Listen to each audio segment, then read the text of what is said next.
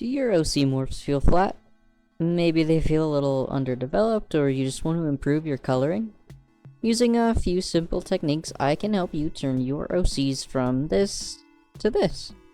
I'll show you the simplest ways, and then just advance to a few more dramatic changes throughout the showcase. I'm just gonna start off with the Skywing right now, since that's just gonna be the easiest one for me to show at least like a gradual and very subtle change. Of course, the main thing is always utilize the paint tool for this. That's always gonna make coloring a little more advanced in a way. My first suggestion is if you have a flat color like this, you can just gradually lighten a few of the end pieces. So what I like to do is I like to pick my color without the paint tool and then adjust it until whatever feels right, and then I will select the paint tool and then very, very slowly, gradually increase the brightness. That's going to be this top layer here. And just start selecting some of the outer extremities, like the head, the tail. Sometimes doing it on the wings will make it look good too. But just by slowly increasing the brightness every one or so sections, you can see how dramatic of a change it is, even just by doing one little thing. It makes it seem more full of life in a way. Another small thing that I like to do, I like to do the legs a little bit darker, and then just kind of do the opposite where I lower the brightness as I go down. Just like lightening it, it just adds more detail, and it kind of highlights all the different parts of the dragon that there is. Now, you really don't have to do this to every single little piece of the dragon. You don't have to do it on the underside, you don't have to do it on the head. Just the main body can make really a world of a difference.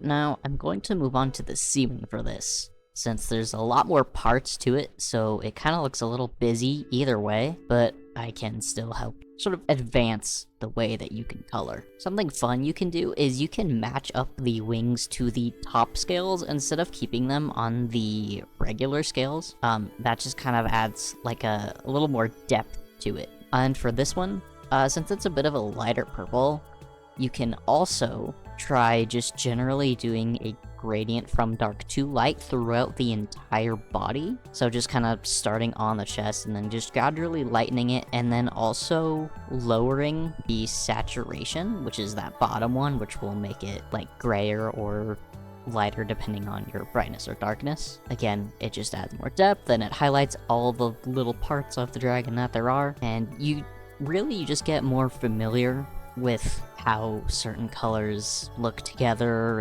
and really how many parts that there are to color. Really how many possibilities that you have. Now, if you do want to do all of the layers like this, an easy way to incorporate the underbelly doing this dark to light is by just doing a little light gray just to white. That adds kind of a more shadow, more depth.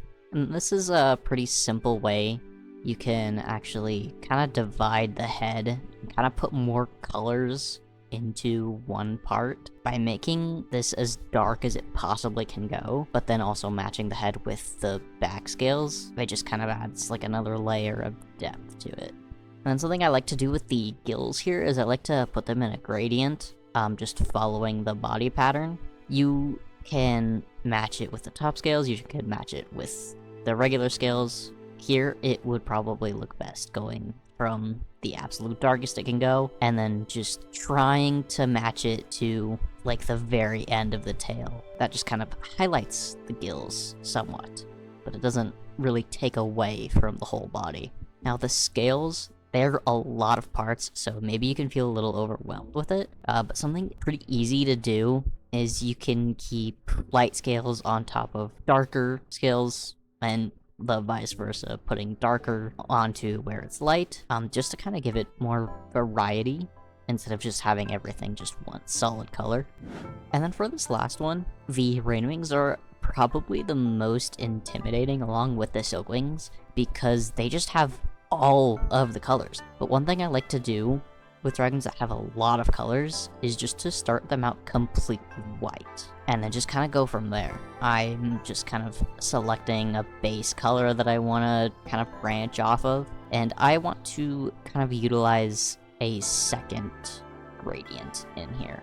Something that I used to do is just kind of separate the head and the wings kind of being the same, and then doing a gradient out into the legs and the tail being a slightly different color. An easy way to do it is just kind of slowly brightening it into like a white or a gray, rather than, I guess, a more advanced-ish version would just be doing the gradient from the color to another color, if that makes any sense. But this is just going to be blocky so that it's a little clearer how the colors look next to each other. But you can play around with the numbers and the values of it, and you can smooth it out or just keep it blocky if you like that sort of look. Something I like to do with rain wings, along with a lot of other people, is to put tail rings on it. That just adds a little more pattern and variety to the scales rather than just having it kind of smooth and just one gradient. Since there's so many parts and since it has such a long tail, that's probably going to be the easiest way to kind of draw more attention